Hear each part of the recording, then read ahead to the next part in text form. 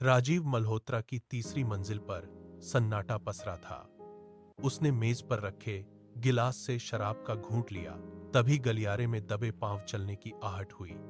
राजीव ने दरवाजा झटके से खोला, लेकिन बाहर कोई नहीं था। निशा कमरे में दाखिल हुई। उसके हाथ में एक दूसरा गिलास था। उसने मुस्कुराते हुए गिलास राजीव की ओर बढ़ाया। आज की रात खास है, इसे अकेले मत बिताओ। राजीव ने गिलास लिया और एक ही बार में पी गया। 10 मिनट के भीतर उसके हाथ से गिलास छूटकर फर्श पर गिरा। कांच के टुकड़े बिखर गए। उसका शरीर भारी होने लगा। वह लड़खड़ाकर सोफे पर गिरा। निशा ने अपना फोन निकाला, एक संदेश टाइप किया और बटन दबा दिया। उसने राजीव के चेहरे के पास झुककर फुसफुसाया, तुम्हारी संपत्ति अब मेरी है। राजीव की आंखें फटी की फटी रह गईं। पुलिस आई। निशा ने नकली आंसू बहाए। डॉक्टर ने शव की जांच की और मौत का कारण हार्ट अटैक लिख दिया। 3 महीने बाद निशा ने बंगले की चाबियां अपने प्रेमी के हाथ में थमा दी। शहर की हलचल से दूर एक छोटी सी बस्ती में एक नवजात शिशु ने पहली सांस ली। उसका नाम अर्जुन रखा गया। 7 साल बीत गए। रात के सन्नाटे में अर्जुन अचानक बिस्तर पर उठ बैठता। उसकी सांसें तेज थीं और माथे पर पसीना चमक रहा था।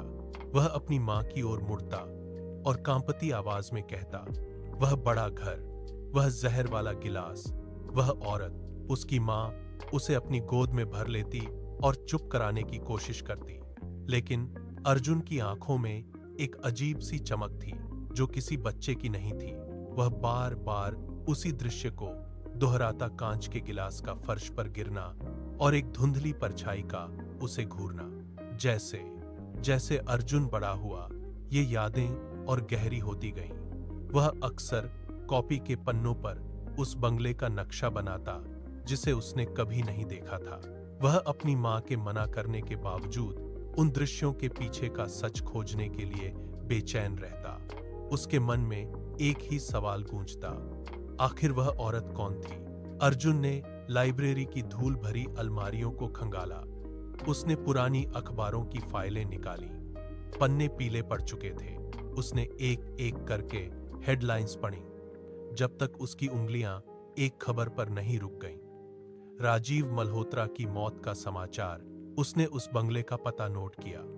अर्जुन ने अपनी गुल्लक तोड़ी, पैसे गिने और बस स्टैंड की ओर दौड़ पड़ा।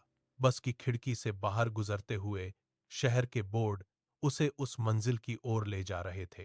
जैसे जैसे बस उस इलाके के करीब पहुंची, अर्जुन की धड़कनें तेज होने लगीं।